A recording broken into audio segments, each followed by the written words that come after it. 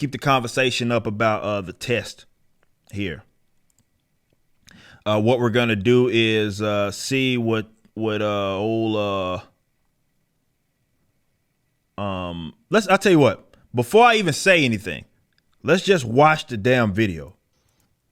That's what we're gonna do. We're gonna watch and see what this guy had to say. He's everybody's favorite elf. Let's listen. And I want to ask specifically about hospitalization. One of the recent concerns, I'm sure you're getting asked a lot about this. How do you explain the sudden increase in hospitalizations among children? I mean, if Omicron is less severe and 15 to 20% less likely to send someone to the hospital, why are we seeing this sudden increase in children at hospital with COVID? Well, that's a good question. And there are two things that contribute to that. First of all, quantitatively, you're having so many more people, including children, who are getting infected. And even though hospitalization among children is much, much lower on a percentage basis than hospitalizations for adults, particularly elderly individuals. However, when you have such a large volume of infections among children, even with a low level of rate of infection, you're going to still see a lot more children who get hospitalized. But the other important thing is that if you look at the children who are hospitalized, many of them are hospitalized with COVID as opposed to because of COVID.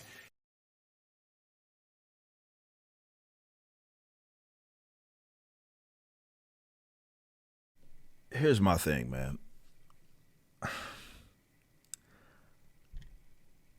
When things like this have been said by people, you saw channels get removed. This might have been the first time this motherfucker told the truth this whole entire time. And that's groundbreaking. This might have been the first time he told the fucking truth, like ever.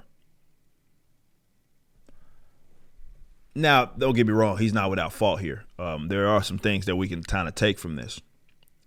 Because, I don't know if he led with this maybe and always talked about that specific point. Maybe we wouldn't be in this position. But hospitalizations, but you see, people get the channels removed, people get strikes, people aren't allowed to talk about this sheer fact. Even if they admit it, even if their handlers, their leaders, their public health officials continue to admit that they are including people in these hospitalization numbers and even in deaths that are dying with COVID, not because of it. Those are two completely different concepts, man. Definitely when you're dealing with something that they're claiming is this infectious. Of course, it's going to have people that are going to the hospital for one thing, and because everybody's testing, though you never did this before, you go in the hospital, let me stick this shit up your nose, well, it looks like you got COVID, even though you came in here for a fucking broken leg. And of course, they mark that shit. You got hospitals that get bread because of having COVID patients. You have all kinds of shit happening that is corrupt and crooked. And so people that have no business being even documented in this case, unfortunately, are being documented, and they're being considered as hospitalizations.